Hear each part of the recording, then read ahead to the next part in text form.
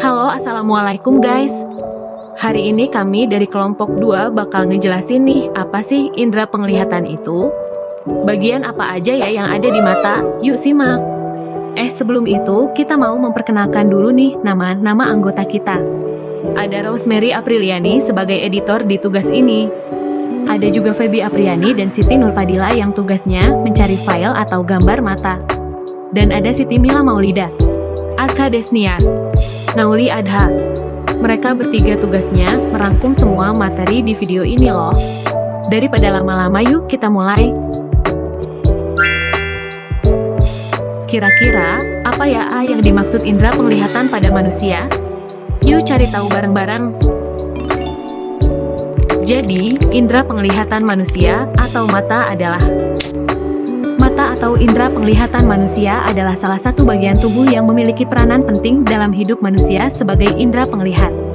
Mata merupakan alat indera yang terdapat pada manusia yang secara konstan menyesuaikan pada jumlah cahaya yang masuk, memusatkan perhatian pada objek dekat dan jauh, serta menghasilkan gambaran kontinu yang dengan segera dihantarkan pada otak. Ngomong-ngomong, ternyata mata juga termasuk alat optik loh. Kok bisa sih? Karena apa? Di sini nih penjelasannya. Mata termasuk ke dalam alat optik karena di dalamnya terdapat lensa mata yang digunakan untuk menerima cahaya yang dipantulkan oleh benda-benda yang kita lihat. Dalam hal ini, mata dapat melihat suatu benda jika ada cahaya dan benda tersebut dapat memantulkan cahaya. Nah, sekarang udah tahu kan guys? Kenapa mata termasuk ke dalam alat optik? Selanjutnya yuk kita cari tahu apa aja bagian-bagian yang ada di dalam mata kita.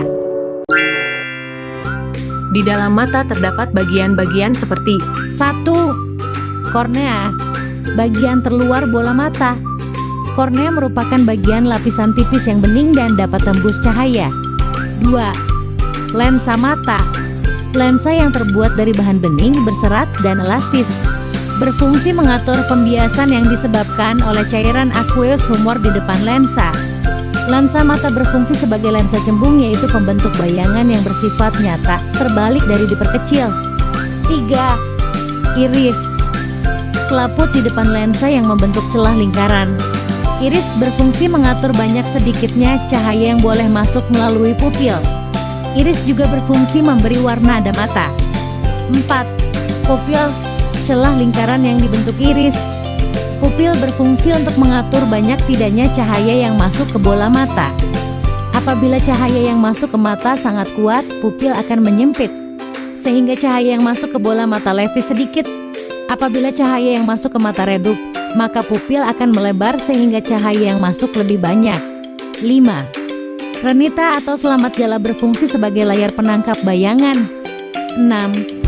Saraf optik, saraf yang menghubungkan bintik kuning dengan otak sehingga sinyal-sinyal bayangan dari bintik kuning sampai ke otak.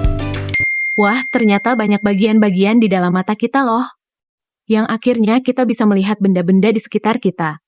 Jadi penasaran gak sih guys? Gimana ya proses perjalanan cahaya pada mata sehingga terbentuk bayangan benda? Kita lihat bareng-bareng penjelasannya ya.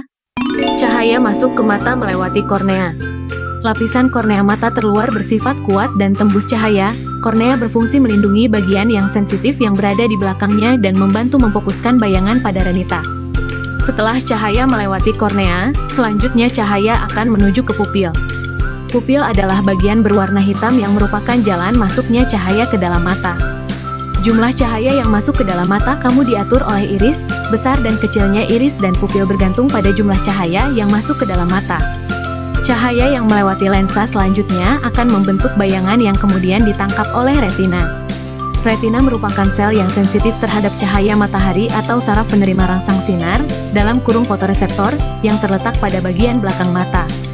Retina terdiri atas dua macam sel fotoreseptor, yaitu sel batang dan sel kerucut. Sel kerucut memungkinkan kamu melihat warna. Sel batang akan menunjukkan responnya ketika berada pada tempat yang redup. Keren banget ya guys. Terakhir, kita lihat apa saja ya gangguan pada indera penglihat. 1. Rabun dekat. Seorang penderita rabun dekat tidak dapat melihat benda yang berada pada jarak dekat 30 cm dengan jelas. Hal ini karena bayangan yang terbentuk jatuh di belakang retina, sehingga bayangan yang jatuh pada retina menjadi tidak jelas. Dalam kurung kabur, kacamata positif dapat menolong penderita rabun dekat. 2. Rabun jauh. Seorang penderita rabun jauh tidak dapat melihat benda yang berada pada jarak jauh, dalam kurung tak hingga, dengan jelas. Hal ini dikarenakan bayangan yang terbentuk jatuh di depan retina. Kacamata negatif dapat menolong penderita rabun jauh. 3. Buta warna. Buta warna merupakan suatu kelainan pada mata yang disebabkan ketidakmampuan sel-sel kerucut mata untuk menangkap suatu warna tertentu. Penyakit ini bersifat menurun. Buta warna ada yang buta warna total dan buta warna sebagian. 4. Presbiopi disebut juga rabun jauh dan dekat atau rabun tua, karena kelainan mata ini biasanya diderita oleh orang yang sudah tua. Kelainan jenis ini membuat si penderita tidak mampu melihat dengan jelas benda-benda yang berada di jarak jauh maupun benda yang berada pada jarak dekat. 5. Astigmatisme atau dikenal dengan istilah silinder adalah sebuah gangguan pada mata karena penyimpangan dalam pembentukan bayangan pada lensa. Nah, itu dia guys gangguan-gangguan pada mata. Dari kalian ada gak nih yang termasuk? Semoga nggak ada ya. Jangan lupa jaga kesehatan mata ya guys. Segini aja presentasi dari kami. Wassalamualaikum.